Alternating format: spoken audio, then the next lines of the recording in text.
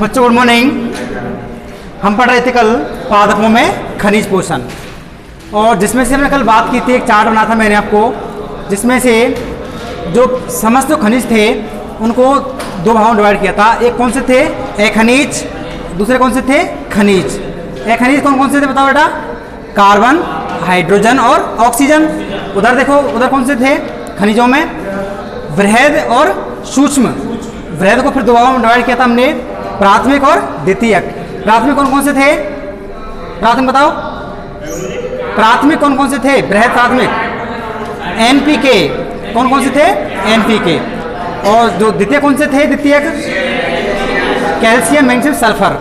और दूसरे कौन से आते हैं? सूक्ष्म मात्रिक तत्व आते हैं। वो कौन कौन से बताओ बेटा?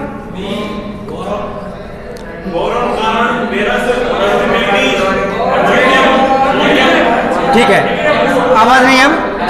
तो ये सब क्या थी? जो खनिज तत्व थे उनको अपन जो पूरी समरी है उसको मैंने आपको चार्ट के माध्यम से बताया था। अब इसको थोड़ा सा मेंशन कर लेते हैं, है ना? तो पहले बेटा आप थोड़ा सुने पहले तो मोलिबिल्डम।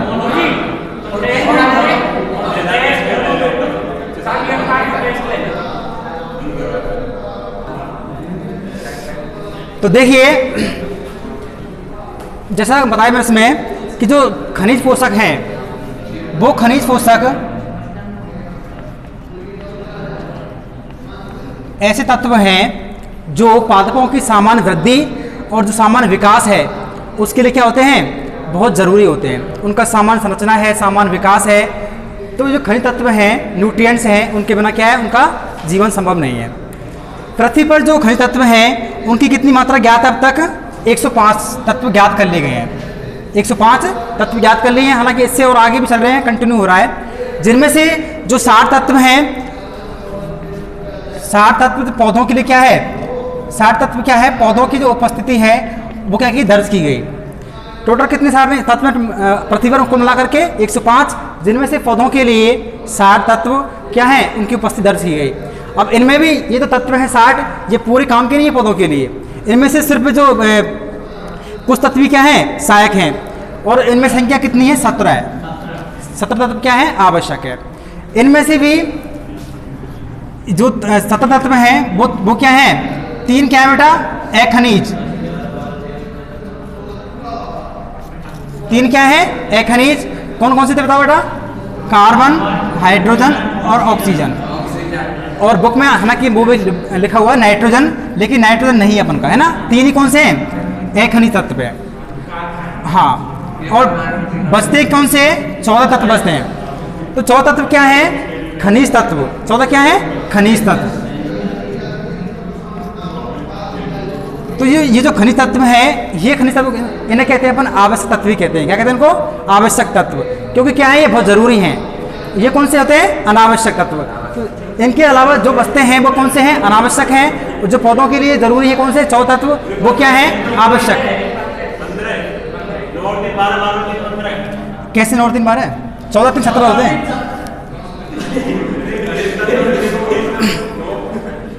अब देखिए, जो खनिज तत्व हैं कौन से? अखनिज। अखनिज तत्व में बात करें अपन तो जो कार्बन है, हाइड्रोजन है और ऑक्सीजन है, इनका स्रोत मतलब कैसे कैसे होता है? तो देखिए, जो ऑक्सीजन है, जो हाइड्रोजन है, इसको पौधे करते हैं, जल से ग्रहण करते हैं। हाइड्रोजन को पौधे जल से ग्रहण करते हैं। किससे ग्रहण करते हैं? जल से। और जो CO2 है उसको किससे करते हैं? कार्बन जो ऑक्सीजन है उनको अपन CO2 से ग्रहण कर सकते हैं, और O2 से क्या करते हैं? पौधे ग्रहण करते हैं। हाइड्रोजन को पौधे जल से ग्रहण करते हैं, और जो CO2 है, कार्बन ऑक्सीजन है, वो CO2 के रूप में कर सकते हैं ग्रहण, और O2 के रूप में भी ग्रहण कर सकते हैं। डायरेक्ट वायुमंडल से ग्रहण करते हैं O2। और क्या?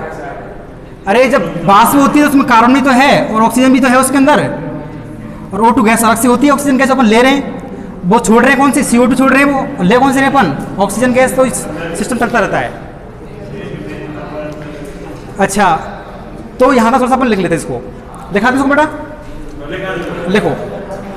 आपको पॉइंट बनाना है, उसको लिखना है, पॉइंट बना करके पॉइंट बना जाओ आप लोग। हेडिंग कुछ मतलब पॉइंट बना जाओ आप लोग सीधे।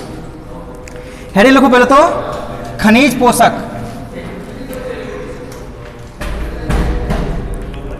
खनिज पोषक।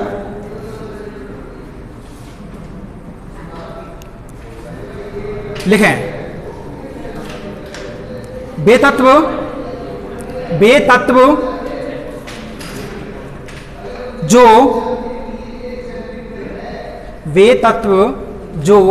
पौधों की सामान्य वृद्धि एवं विकास के लिए आवश्यक होते हैं। सामान्य वृद्धि एवं विकास के लिए आवश्यक होते हैं। खनिज पोषक कहलाते हैं, खनिज पोषक कहलाते हैं।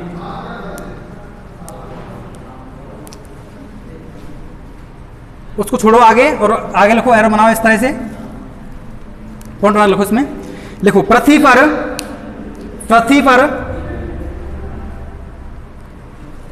अब तक 105 तत्व ज्ञात किए गए हैं। पृथ्वी पर अब तक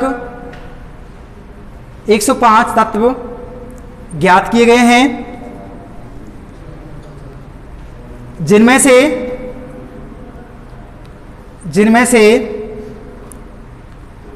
पौधों के लिए 60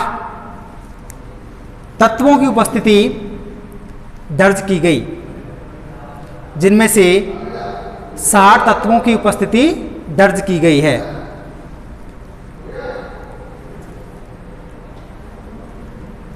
लेकिन ये सब तत्व पौधों के लिए आवश्यक नहीं है।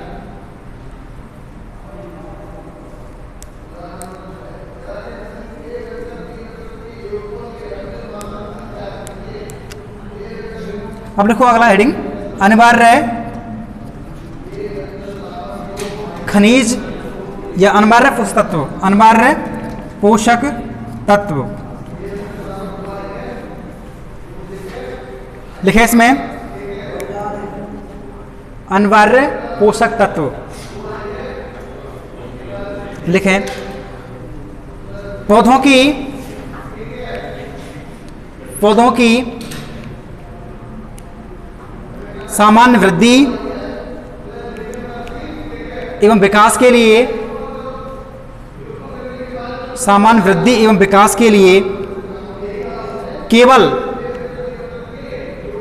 केवल 17 तत्व आवश्यक होते हैं।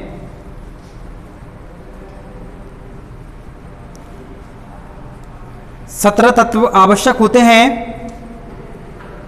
इन्हें अनिवार्य पोषक तत्व कहते हैं।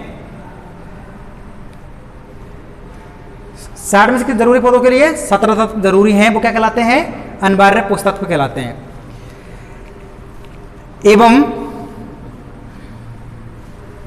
एवं शेष तत्व अनावश्यक तत्व कहलाते हैं। शेष तत्व अनावश्यक तत्व कहलाते हैं।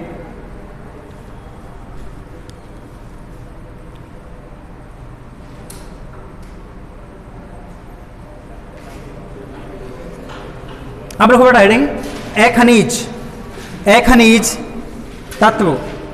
अखनिज तत्व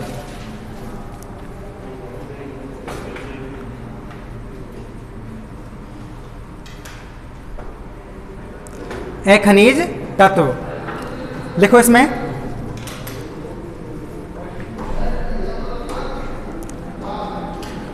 कुछ तत्व ऐसे होते हैं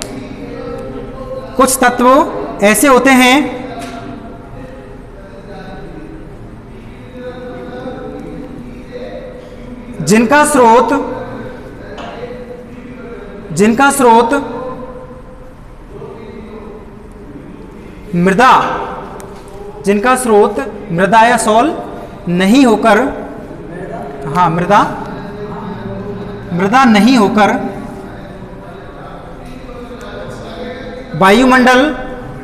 वायुमंडल अथवा जल होता है।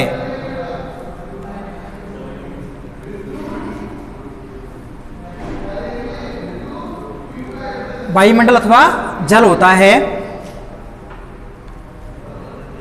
अर्थात पौधे इनको वहां से ग्रहण करते हैं। अर्थात पौधे इनको यहां से या वहां से ग्रहण करते हैं। पौधे इनको यहां से ग्रहण करते हैं। कहां से? वायुमंडल से या फिर जल से, न कि मृदा से। तो तत्व क्या कहलाते हैं? वो अखनिज। उदाहरण लिखो इसमें कौन कौन से? वो कार्बन, हाइड्रोजन, ऑक्सीजन। उदाहरण लिखो कार्बन, हाइड्रोजन, ऑक्सीजन, CHO। तो 3 तो क्या बेटा? अखनिज तत्व है ये, और शेष जो 14 बच गए वो कौन से हैं? खनिज तत्व। अब लिखो बेटा, अरे बात नहीं, पैराग्राफ चेंज करो पहले तो आप। कार्बन, हाइड्रोजन, ऑक्सीजन, बस। अब आप पैराग्राफ चेंज करो, लिखो 17 अनिवार्य तत्वों का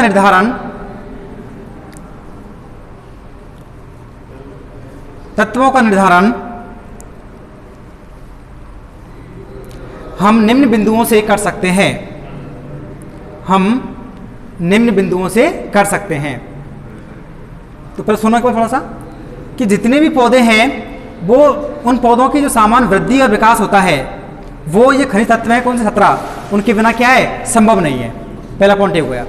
तो पौधों की सामान्य वृद्धि और विकास के लिए सामान्य वृद्धि और विकास होता है, उनकी जनन क्रिया होती है, जो प्रोडक्शन होता है वो किससे होता है? इन तत्वों के माध्यम से होता है।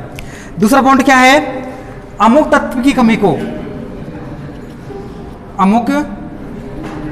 कमी को केवल उसी तत्व से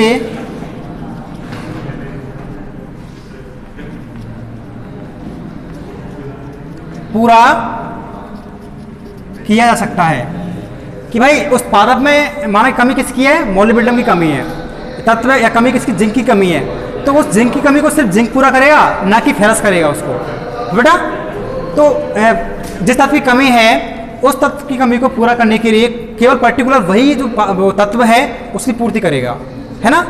तो उससे मतलब क्या सिद्ध हुआ इससे? कि वो तत्व है उसकी अनिवार्यता बहुत जरूरी है। अगर वो अनिवार्य नहीं है तो पौधा का विकास क्या हो जाएगा? रुक जाएगा, नष्ट हो जाएगा। और पौधों के अंदर जितनी उपापचय क्रियाएं होती हैं, क्या होती हैं? उपापचय क्रियाएं, मेटाबॉलिक रिएक्शंस होती हैं, रेस्पिरेशन, ट्रांसपायरेशन, बहुत सारी क्रिया होती हैं, ग्रोथ हो रहा है, सब क्या है? उपापचय क्रियाएं। तो पौधों की जितनी उपापचय क्रियाएं होती हैं, मेटाबॉलिक रिएक्शंस होती हैं, उनमें ये खनिज तत्व होते हैं, ये क्या है? भाग लेते हैं। क्या होते हैं? ये भाग लेते हैं। इसके अलावा पादपों में तत्व कमी होती है, उसका क्या होता है? लक्षण शो होता है। उस तत्व की कमी से क्या होता है बेटा? उस कमी को, जो तत्व कमी है उस कमी की, उसको क्या होता है? उस पादप में एक लक्षण शो होता है उस तत्व की कमी से। या पत्ती पीली पड़ जाएगी, या मुड़ जाएगी, या तना क्या हो जाएगा? छोटा रह जाएगा, या पादप बौन रह जाएगा। तो उस तत्व की जो कमी है, उस तत्व की कमी से क्या होगा? उस पादप के अंदर कुछ ना कुछ लक्षण शो होंगे। ठीक है। तो इससे क्या होता है कि ये जो हमने पॉइंट पढ़े अभी, ये क्या है? तत्वों की जो उपयोगिता है उसका निर्धारण कर रहे हैं। ठीक है, दिखा दूं उनको मैं। देखें, नंबर पॉइंट लिखो इसमें, लिखें नंबर 1, इन तत्वों की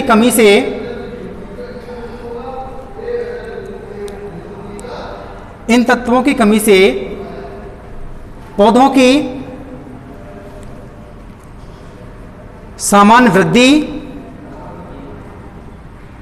विकास एवं जनन क्रिया रुक जाती है।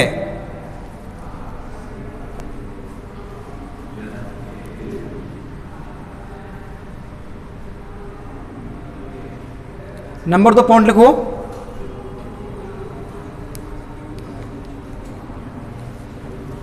किसी तत्व की कमी को किसी तत्व की कमी को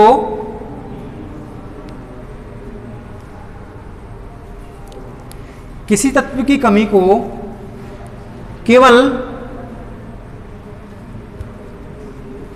उसी तत्व के द्वारा पूरा किया जा सकता है।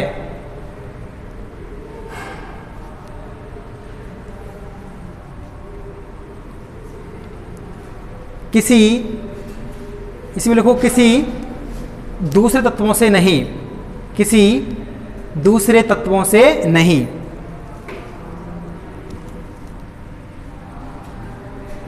नेक्स्ट लिखो, ये तत्व पौधों, हाँ अलग पॉइंट है अगला, ये तत्व पादपों की उपापचय क्रियाओं में भाग लेते हैं।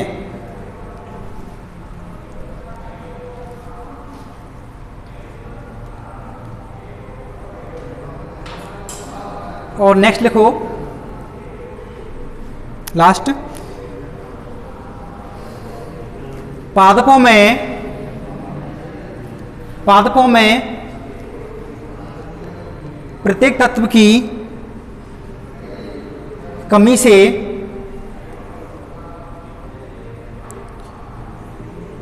विशिष्ट लक्षण उत्पन्न होते हैं,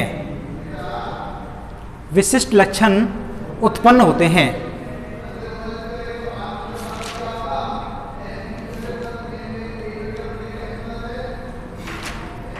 ठीक बेटा, अब हेडिंग लगाओ आप लोग,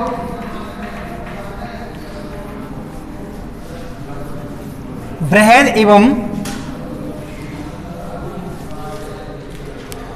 एवं सूक्ष्म मात्रिक पोषक तत्व। हाँ बेटा, हेडिंग लगाओ आप लोग, वृहद एवं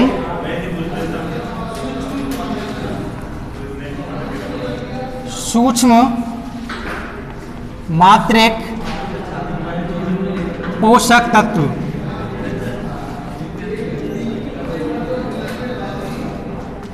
वृहद एवं सूक्ष्म मात्रिक पोषक तत्व।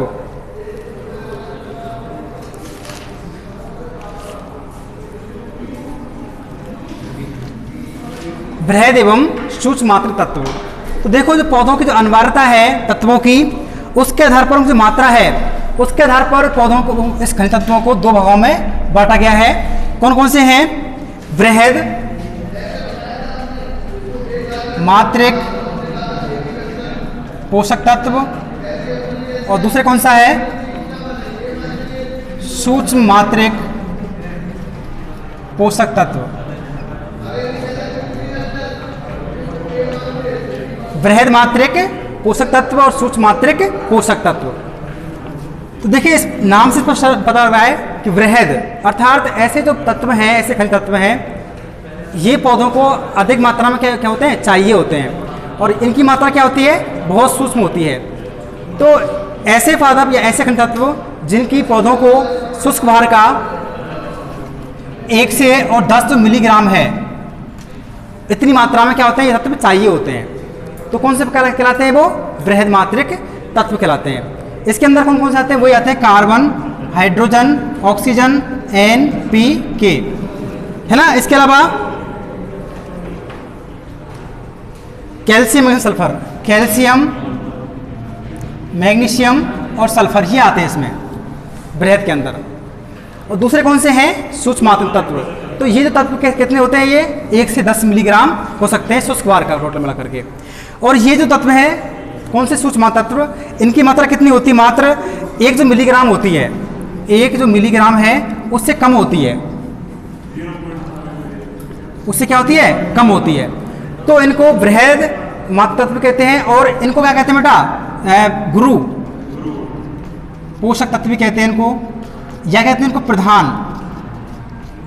तत्व के नाम से भी इनको जानते हैं। और इनको क्या कहते हैं, लघु या फिर अप्रधान तत्व कहते हैं। ठीक है, लिखा दें इनको, लिखो इसमें।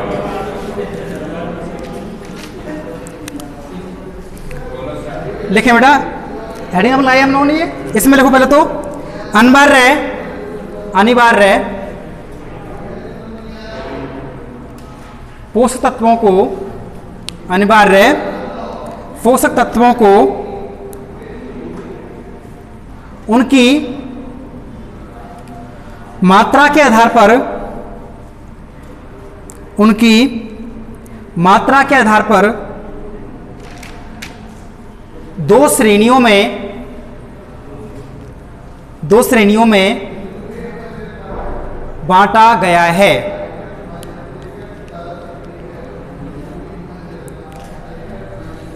नंबर 1 लिखो बेटा, बृहद मात्रिक पोषक तत्व, बृहद मात्रिक पोषक तत्व।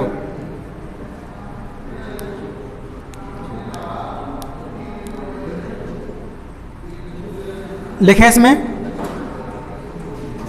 बृहद मात्रिक पोषक तत्व, ऑब्लिक करो, ऑब्लिक गुरु पोषक तत्व, गुरु पोषक तत्व, ऑब्लिक प्रधान तत्व। सब नाम ऐसे के बेटा है ना, बृहद के नाम है पूरे पूरे ये, गुरु तो अधिक मात्रा में होते हैं तो गुरु हो गया, प्रधान है मेन तो प्रधान हो गया। लिख लिया आप लोगों ने, प्रधान गुरु या बृहद। लिखें इसमें इन तत्वों की मात्रा, इन तत्वों की मात्रा पौधों के,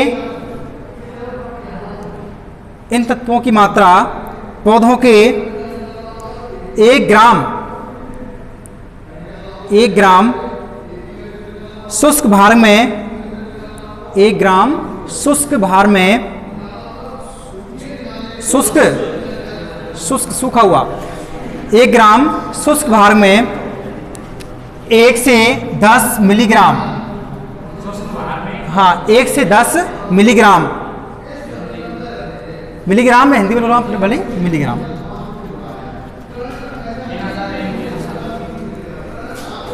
इनकी संख्या 9 होती है।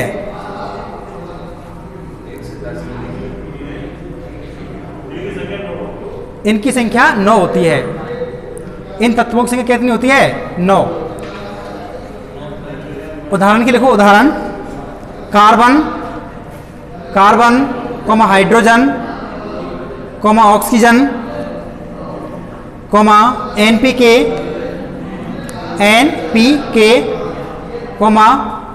कैल्शियम, मैग्नीशियम, सल्फर,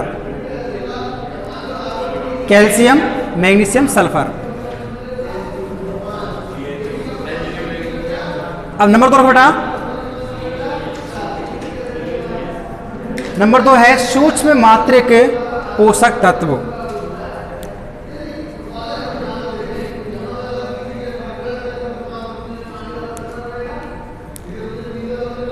सूक्ष्म मात्रिक पोषक तत्व ऑब्लिक लघु पोषक तत्व या अप्रधान या फिर गौण पोषक तत्व। गौण, हाँ रिसेसिव बोलते हैं उसको।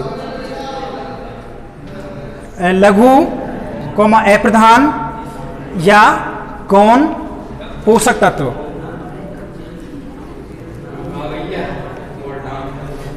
लिखो इसमें इन तत्वों की मात्रा, इन तत्वों की मात्रा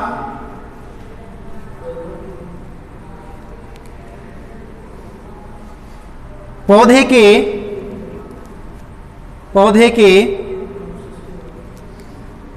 1 ग्राम शुष्क भार में, पौधे के 1 ग्राम शुष्क भार में 1 मिलीग्राम से कम हो, 1 मिलीग्राम से कम हो।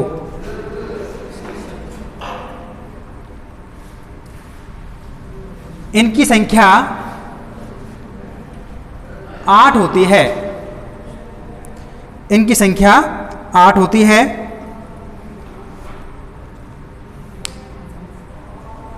उदाहरण लिखो। उदाहरण Fe लोहा, Fe लोहा, comma boron B, boron B, हाँ boron, manganese Mn, comma copper, comma zinc, comma molybdenum MO, comma chlorine, comma nickel Ni, nickel. ये हो बेटा, ठीक है बेटा। तो ये क्या हो गए? बृहद तत्व और सूक्ष्म तत्व हो गए तुम्हारे।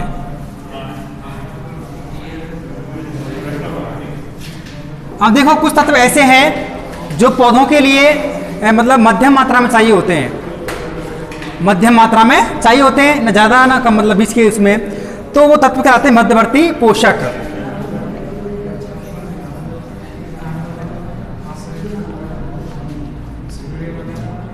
मध्यवर्ती पोषक तत्व कौन कौन से? ये हैं Fe और बोरान।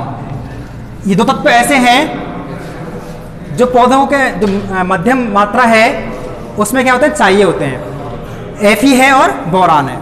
इसके अलावा जो अपने पढ़े ना भी NPK, ये क्या थे अपने? हमारे क्या थे? ये NPK सूक्ष्म मात्रा थे, बृहद थे। तो इनको अपन जो बृहदों को 2 भागों में बांटा था हमने, बृहदों को हमने 2 भागों में बांटा था। कौन कौन से थे? प्राइमरी और सेकेंडरी। तो ये हो जाएगा प्राथमिक,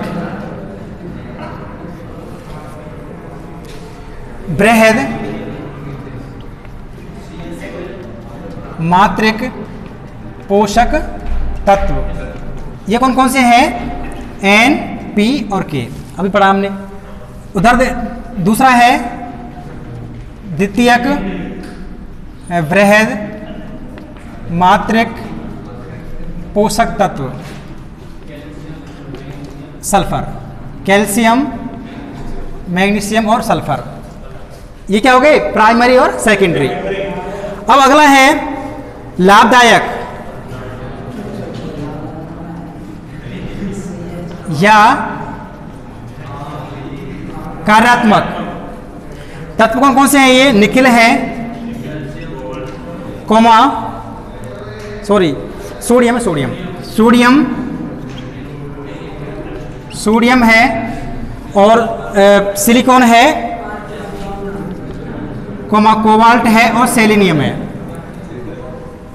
ये कैसे हैं? लाभदायक हो सकते हैं या फिर कार्यात्मक रूप से कार्य करते हैं ये पौधे के अंदर। जैसे सोडियम है, सिलिकॉन है, कोबाल्ट है और सेलेनियम है। ये क्या है? लाभदायक तत्व। इनको उतारो ऐसे ही बना, उतारो वैसे ही, ऐसे उतार लो। हाँ उतारो ऐसे नहीं।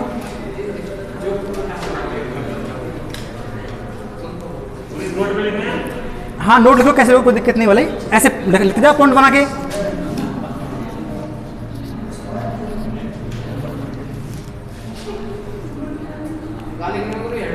हेडिंग कुछ नहीं है, लिखो ऐसे आप लोग। एक लाइन ये लिखो, फिर ये लिखो, फिर ऐसे लिख जाओ।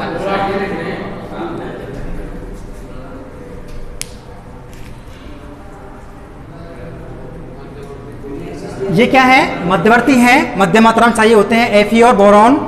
और जो प्राइमरी आपको पता ही है NPK है, सेकेंडरी कैल्शियम, मैग्नीशियम, सल्फर है। लाभदायक है कार्बन कौन कौन से हैं? सोडियम, सिलिकॉन और कोबाल्ट और सेलेनियम, है ना। ऐसी ही है ये।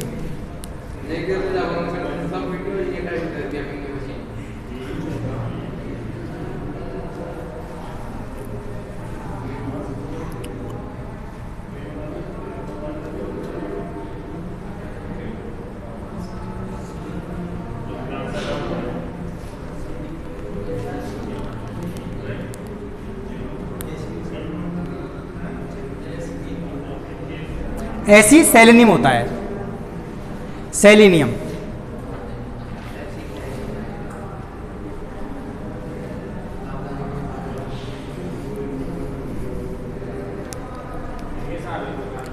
उतार ली बेटा, आराम से, आवाज नहीं करें।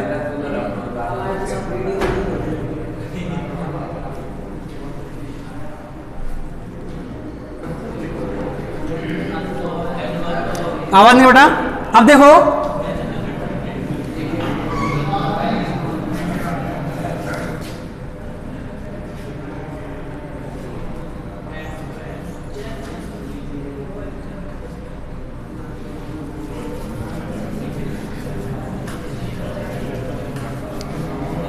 ये तत्व हैं अनबार तत्व, इनको जो उनके कार्य हैं, अनबार तत्वों को बेटा ध्यान दो, अनबार तत्वों को उनके कार्यों के आधार पर भी हम क्या कर सकते हैं, विभक्त कर सकते हैं। जिसमें से पहला कौन सा तत्व, पहला है संरचनात्मक तत्व। संरचनात्मक तत्व अर्थात ऐसे तत्व जो क्या कर रहे हैं, किसी पदार्थ की क्या बना रहे हैं, उसकी जो स्ट्रक्चर है उसका निर्माण कर रहे हैं, है ना। तो ये तत्व होते हैं, उनके जो जैव रसायन है, बायोमोलिक्यूल्स हैं, उनका निर्माण करने से कार्बोहाइड्रेट्स है, प्रोटीन है, ये सब क्या है, बायोमोलिक्यूल्स हैं, जैव रसायन है। तो कहीं ना कहीं इनका योगदान प्लांट्स के निर्माण में भी है और कहीं ना कहीं हमारे अंदर भी इनका निर्माण होता है। हमारी जो बॉडी है वो किससे बनी, इनसे बनी है हमारी बॉडी, और जो प्लांट्स की जो बॉडी है उनका भी क्या होता है, उनका योगदान होता है। जो बायोमोलिक्यूल्स हैं, कार्बोहाइड्रेट्स, प्रोटीन, विटामिन, सब क्या है, उनके अंदर है, उनकी बॉडी के अंदर है और हमारी बॉडी के अंदर भी है। तो जो तत्व हैं, जो जितने भी प्राणी हैं, उनके जो स्ट्रक्चरल पार्ट्स हैं उनका निर्माण करते हैं। जैसे कि मैं बात करूं कैसे, डीएनए है, आरएनए है, डीएनए उनके अंदर प्रेजेंट है, हमारे अंदर प्रेजेंट है ना। डीएनए है, आरएनए है, कोमा कार्बोहाइड्रेट्स है, प्रोटीन है, ये सब क्या है, उनके बायोमोलिक्यूल्स हैं, ये जैव रसायन है। इनकी जो अपन स्ट्रक्चर देखें, अपन की संरचना देखें, तो उनमें मुख्य रूप से कार्बन, जो हाइड्रोजन है, वो क्या होते हैं, प्रयुक्त होते हैं।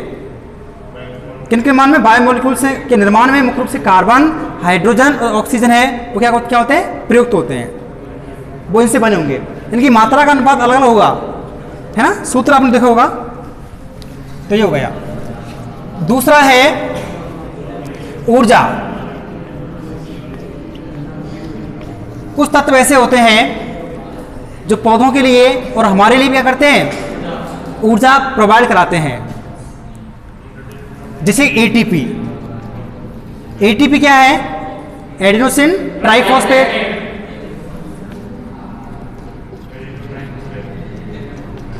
Adenosine triphosphate. तो यहां पर जो एटीपी है, एटीपी ग्रुप में क्या हो रहा है बेटा, जो तत्व है वो क्या कर रहा है, ऊर्जा प्रदान कर रहा है। तो एटीपी में जो समूह है वो फास्फोरस है, और जो क्लोरोफिल है, क्या है बेटा, क्लोरोफिल। उस क्लोरोफिल में क्या है, मैग्नीशियम। इनकी जो बेसिक स्ट्रक्चर है वहां पर जो ऊर्जा प्रदान करने का कार्य ये तत्व करते हैं। इसके अलावा एंजाइम सक्रियता।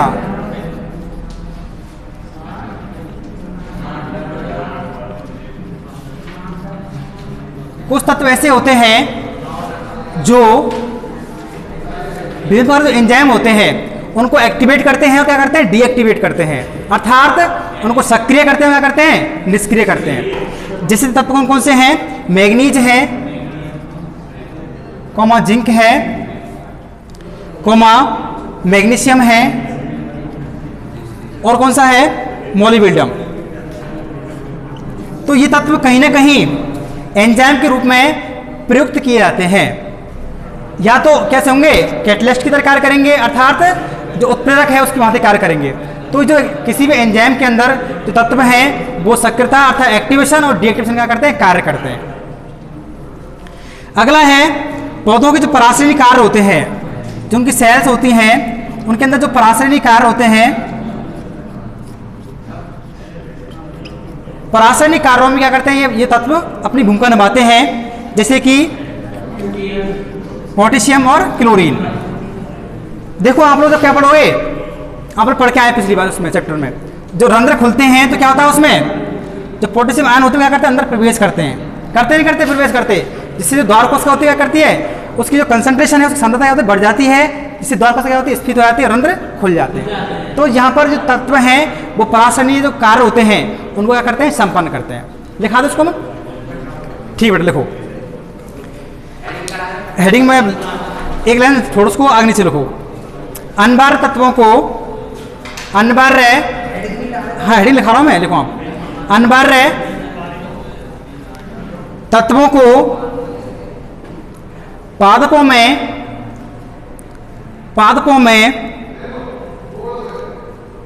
उनके कार्यों के आधार पर वर्गीकरण। ये क्या हेडिंग है, ये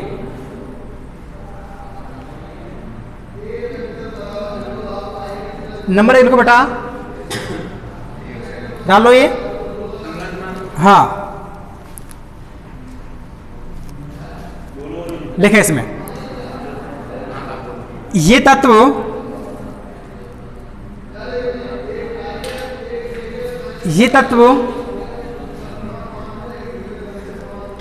पादपों में विभिन्न जैव रसायन, क्वेश्चन लिखो बेटा, बायोमोलिक्यूल्स। जैव रसायन की मीनिंग क्या है, बायोमोलिक्यूल्स, जैव रसायन या बायोमोलिक्यूल्स। क्वेश्चन बंद कर दो कि रचनात्मक घटकों में उपयोगी होते हैं,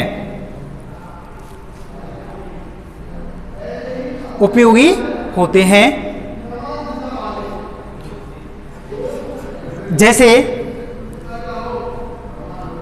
कार्बोहाइड्रेट, कोमा प्रोटीन, कोमा वसा, कोमा डीएनए, कोमा आरएनए आदि, डीएनए आरएनए आदि। लिखो इसमें, इन जैव रसायनों में या इन जैव रसायनों में कार्बन, हाइड्रोजन, कोमा ऑक्सीजन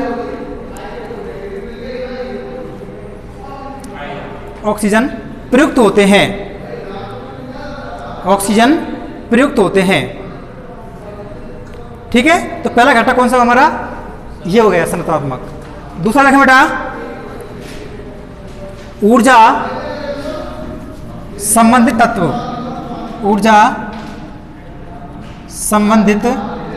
तत्व। नंबर 2 लिखो, ऊर्जा संबंधित तत्व।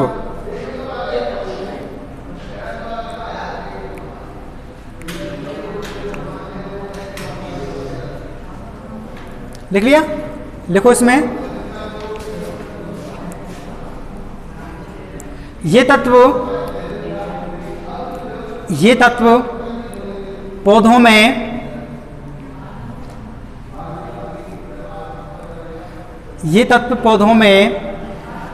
ऊर्जा प्रदान करने से संबंधित होते हैं।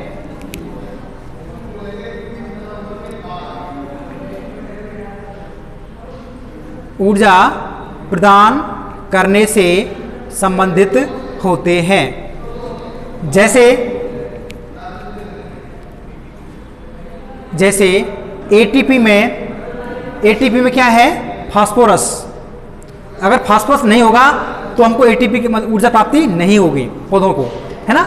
तो एटीपी में क्या कौन प्रयुक्त है, फास्फोरस। देखो एटीपी में फास्फोरस, कोमा क्लोरोफिल में मैग्नीशियम। एटीपी में तो कौन प्रयुक्त है, फास्फोरस है। जो क्लोरोफिल है अर्थात जो हरितलवक है उसमें कौन प्रयुक्त है, मैग्नीशियम आदि। नंबर से लिखो एंजाइम सक्रियता। नंबर से लिखो एंजाइम सक्रियता।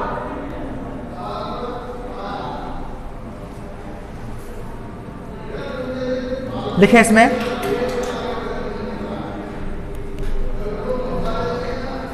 कुछ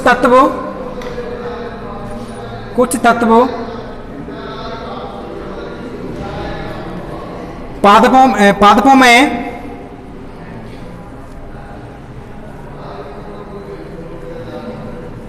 विभिन्न एंजाइमों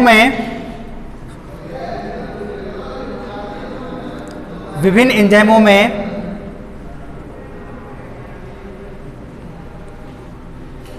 सक्रियन एवं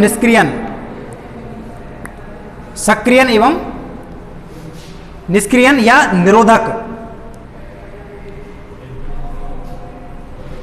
सक्रियन या निरोधक का कार्य करते हैं। निरोधक, निष्क्रियन या निरोधक का कार्य करते हैं।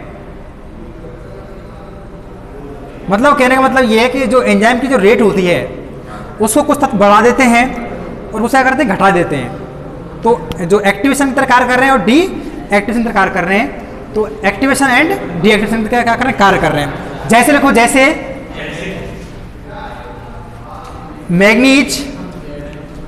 Manganese comma zinc comma magnesium comma molybdenum ETC। और लास्ट लिखो बेटा, नंबर 14 लिखो लास्ट। पादपों में, हाँ चौथा पॉइंट लिखो इसमें, 3 पॉइंट अपने हो गए, चौथा पॉइंट लिखो इसमें। पादपों में वही चल रहा है यार। पादपों में कोशिकाओं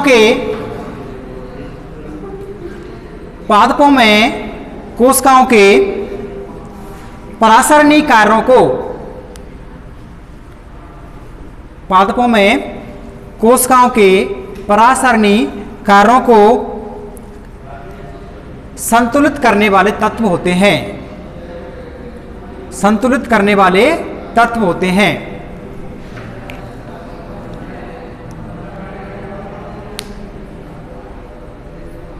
जैसे पोटेशियम कोमा क्लोरीन या chloride, potassium comma chlorine Cl। ठीक बेटा, तो आज के लिए इतना ही। अब आप क्या करेंगे आगे,